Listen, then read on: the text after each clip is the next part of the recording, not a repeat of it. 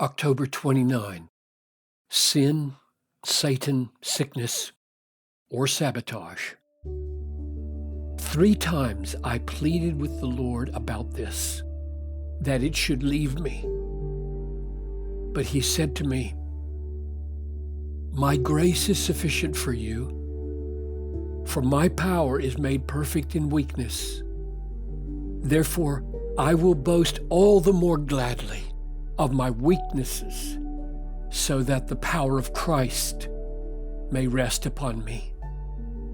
2 Corinthians 12:8 and 9. Is the suffering that comes to the Christian because of persecution the same as the suffering that comes from cancer? Do the promises given to one apply to the other? My answer is yes. All of life, if it is lived earnestly by faith in the pursuit of God's glory and the salvation of others, will meet with some kind of obstacle and suffering. The suffering that comes to the obedient Christian is part of the price of living where you are in obedience to the call of God. In choosing to follow Christ in the way He directs, we choose all that this path includes under His sovereign providence.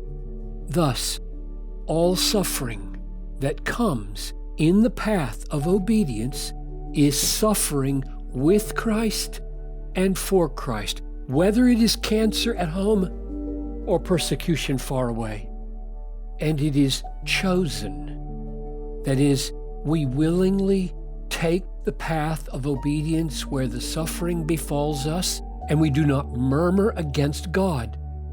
We may pray, as Paul did, that the suffering be removed, 2 Corinthians 12:8. But if God wills, we embrace it as part of the cost of discipleship in the path of obedience on the way to heaven.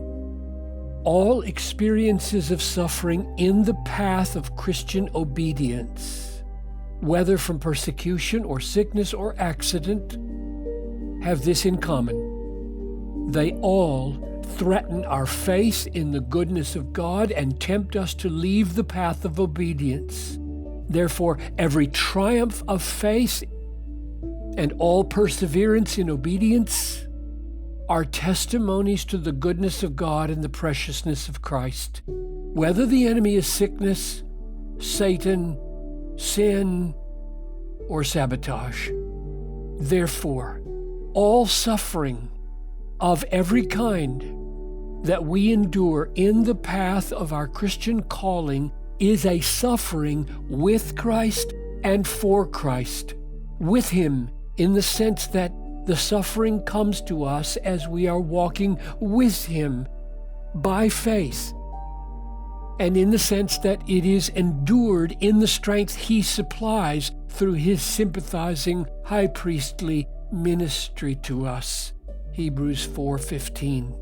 And for Him, in the sense that the suffering tests and proves our allegiance to His goodness and power, and in the sense that it reveals His worth as an all-sufficient compensation and prize.